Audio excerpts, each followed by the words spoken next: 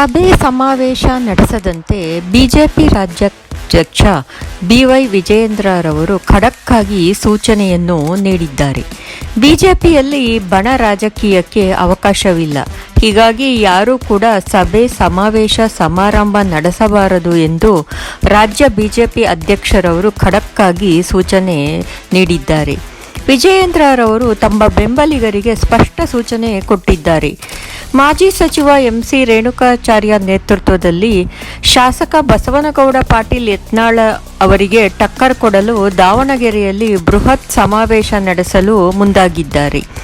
ಈ ಹಿನ್ನೆಲೆಯಲ್ಲಿ ರಾಜ್ಯಾಧ್ಯಕ್ಷರು ಈ ಸೂಚನೆ ಹೊರಡಿಸಿದ್ದಾರೆ.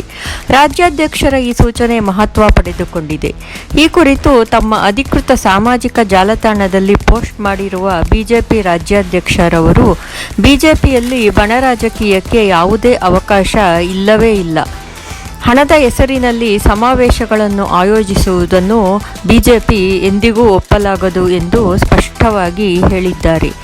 ಈ ನಿಟ್ಟಿನಲ್ಲಿ ಸಭೆ ಸಮಾವೇಶಗಳನ್ನು ಮಾಡಲು ಯಾರು ಮುಂದಾಗಿದ್ದಾರೋ ಕೂಡಲೇ ತಮ್ಮ ಚಟುವಟಿಕೆಗಳನ್ನು ನಿಲ್ಲಿಸಬೇಕು ಎಂದು ಖಡಕ್ ಆಗಿ ಸೂಚನೆ ನೀಡಿದ್ದಾರೆ. ರಾಜ್ಯಾಧ್ಯಕ್ಷರಾಗಿ ಎಲ್ಲರನ್ನೂ ವಿಶ್ವಾಸಕ್ಕೆ ತೆಗೆದುಕೊಂಡು ಪಕ್ಷ ಸಂಘಟನೆಗೆ ಇನ್ನಷ್ಟು ಬಲ ತರುವ ಕಾರ್ಯಕ್ರಮಗಳಲ್ಲಿ ಪಕ್ಷದ ಹಿರಿಯರು, ಶಾಸಕರು ಹಾಗೂ ಮಾಜಿ ಹಿರಿಯರು ಎಲ್ಲರೂ ಪಾಲ್ಗೊಳ್ಳಬೇಕು. ಅತಿ ಶೀಘ್ರದಲ್ಲೇ ಒಂದು ಸಭೆಯನ್ನು ನಾನು ಕರೆಯುತ್ತೇನೆ ಎಂದು ಹೇಳಿದ್ದಾರೆ. ಬಿಜೆಪಿ ಒಂದು ತುಂಬಿದ ಕುಟುಂಬವಿದ್ದಂತೆ.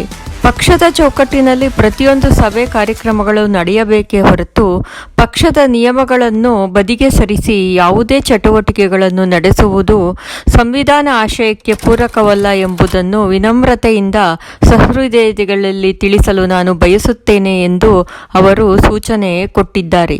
ಶನಿವಾರವಷ್ಟೇ ದಾವಣಗೆರೆಯಲ್ಲಿ ಮಾಜಿ ಸಚಿವ ರೇಣುಕಾಚಾರ್ಯ ಹಾಗೂ ಮಾಜಿ ಶಾಸಕರು ಸಭೆ ನಡೆಸಿದ ಬೆನ್ನಲ್ಲೇ ಮತ್ತೆ ಪಕ್ಷದೊಳಗೆ ವಿವಾದ ಉಂಟಾಗಬಹುದು ಎಂಬ ಮುನ್ನೆಚ್ಚರಿಕೆಯ ಕ್ರಮವಾಗಿ ವಿಜಯೇಂದ್ರರವರು ಈ ತೀರ್ಮಾನವನ್ನು ಕೈಗೊಂಡಿದ್ದಾರೆ.